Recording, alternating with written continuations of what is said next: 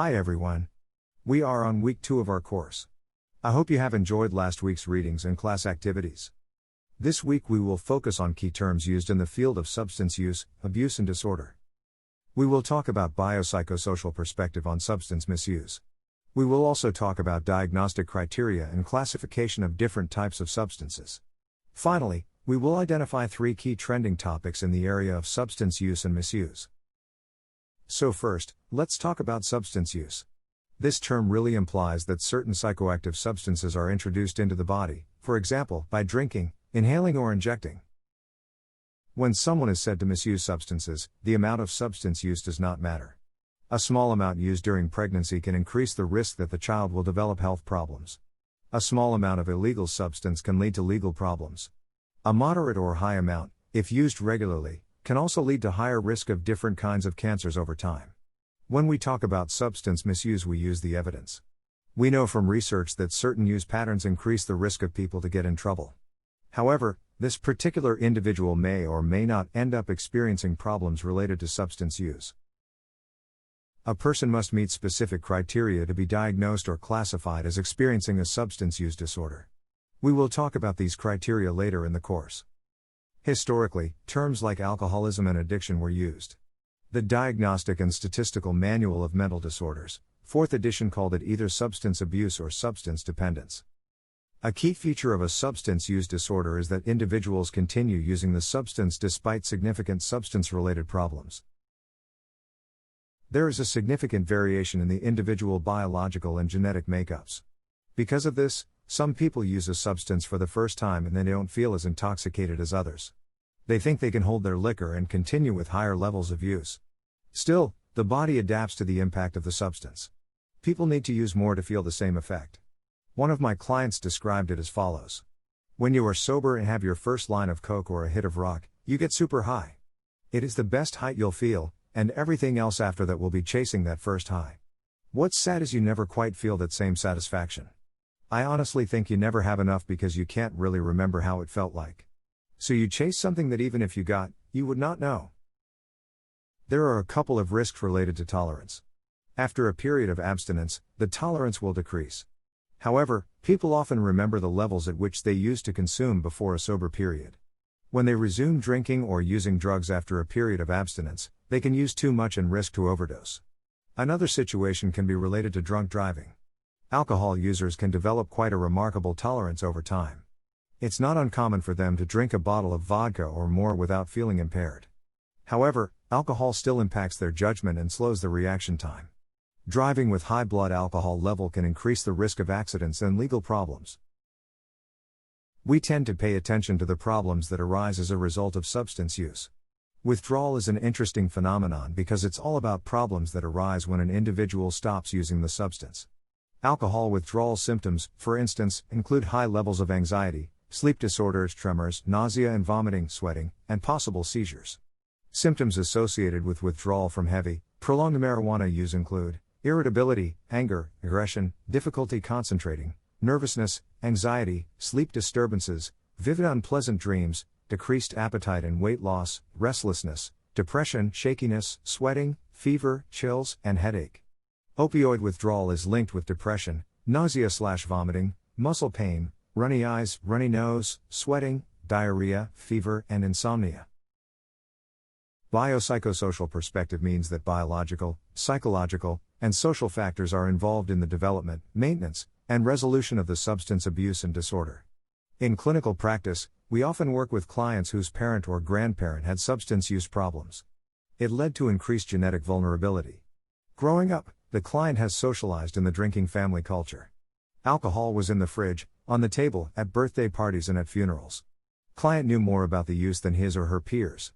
He knew when mommy gets tired or upset she takes some wine. He would see his dad watching TV with a 6-pack. Had wanted to be like his father, he wanted to try it too. When he first tried it, he fell in love with it right away. And he could hold his liquor, no headaches, no spins the morning after a night of heavy use. And no more worries and anxieties, he could talk to girls and enjoy talking to other folks. It just felt right. Such stories, that we often hear from our clients, help us understand the aspects of the biopsychosocial perspective.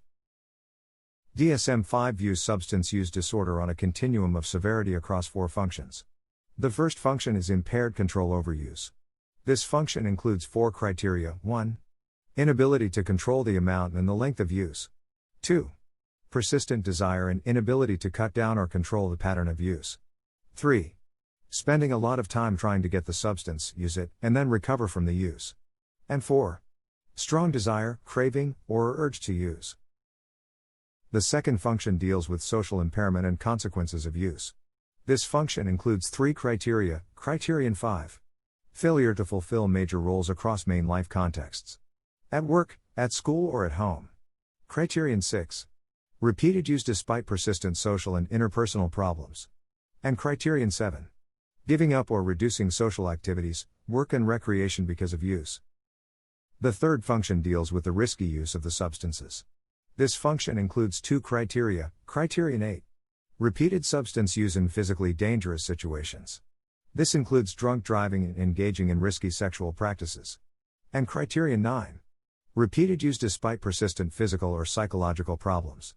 Notice that the Criterion 9 focuses on such problems as liver problems, sleep, or depression. As you recall, Criterion 6 also focused on recurrent use in spite of the problems. But that criterion dealt with problems in relationships, for example with the spouse or child. Pharmacological criteria are the final grouping.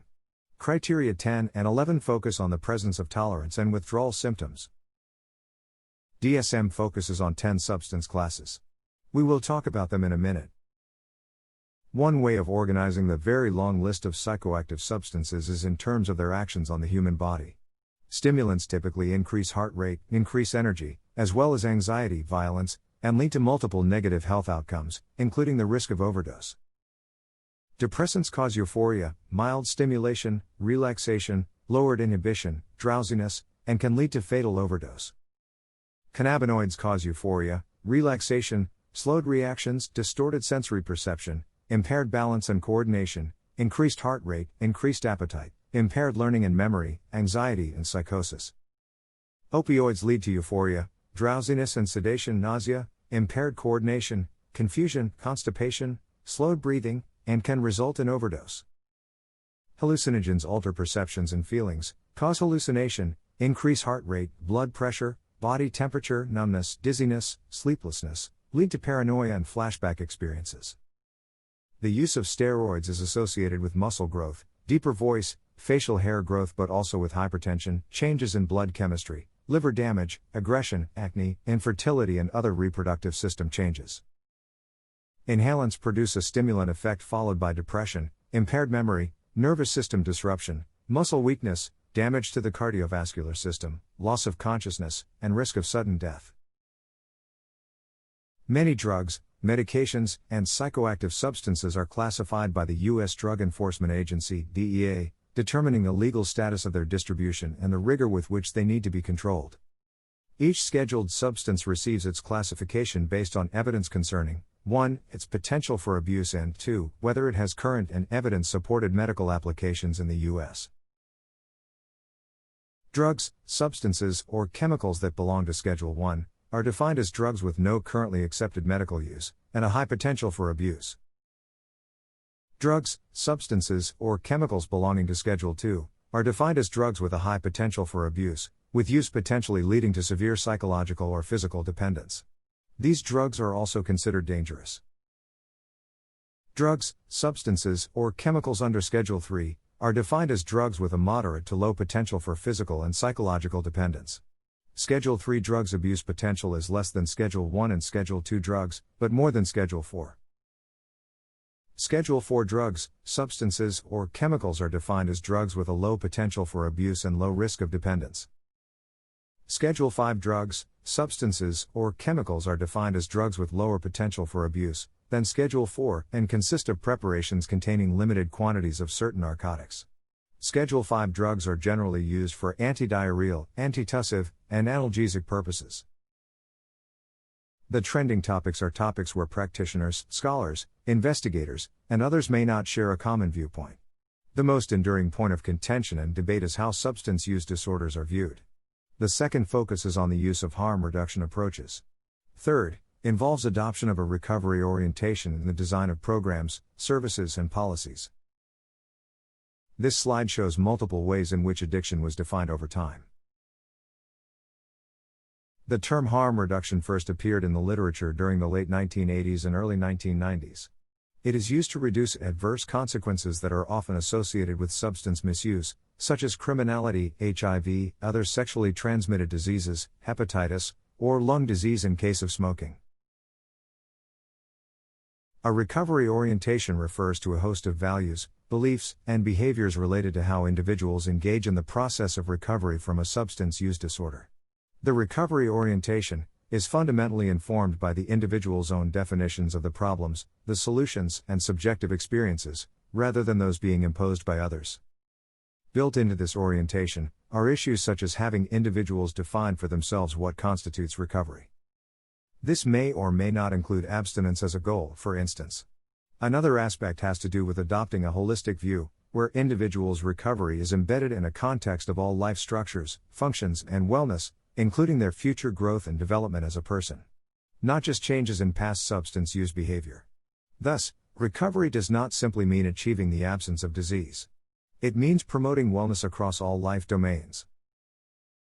The reading for this week is Module 2 of the online coursebook.